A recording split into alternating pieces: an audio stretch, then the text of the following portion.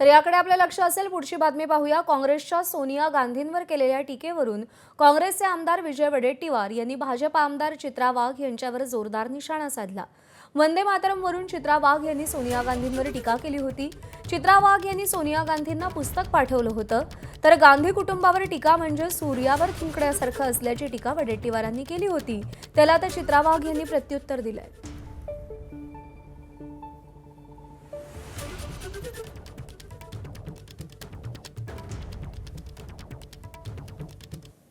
काल वंदे मातरम गीत चालू असताना ज्या पद्धतीने तुम्ही खरगेजींशी त्या ठिकाणी बोलत होता, हा आपल्या राष्ट्रीय गीताचा अपमान आहे, आपल्या देशाचा अपमान आहे। आणि म्हणून मला असं सुचलं की हे पुस्तक आपल्याला पाठवावं, आपल्यापर्यंत जावं, यासाठी हे मी पुस्तक पाठवते। कारण फक्त गांधी नाव आपल्यामध्ये असल्याने त्या ठिकाणी देशभक्ती येत नाही, ती रगारगात असली पाहिजे, रगरगात असली पाहिजे।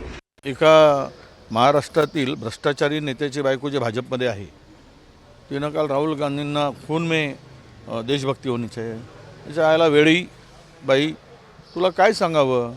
ज्यांच्या घरात ज्यांची आजी 32 गोळ्या छातीवर झेलून तिचा मृत्यू झाला, ज्याच्या वडिलांचे देहाचे तुकडे झालेत, ज्यांचे आजोबा जवळपास 11-12 वर्षे जेलात होते, ज्यांचे संपूर्ण कुटुंब जेलात होते स्वातंत्र्यासाठी, आणि ही एक राज्यातील भ्रष्टाचारा नवऱ्याला वाचवण्यासाठी भाजपमध्ये गेलेली बाई, वेंदळी बाई, ती मात्र गांधीवर आरोप करते आहे। जिथे म्हणजे सूर्याकडे थुंकून बघण्याचा प्रयत्न आहे, तिच्या तोंडावरच आज सगळी थुंकी पडणार आहे। वंदे मातरमचा अपमान सहन न होणे जर वेडेपणा असेल तर होय, मी या देशाच्या सन्मानासाठी 100 वेळा वेडी व्हायला तयार आहे।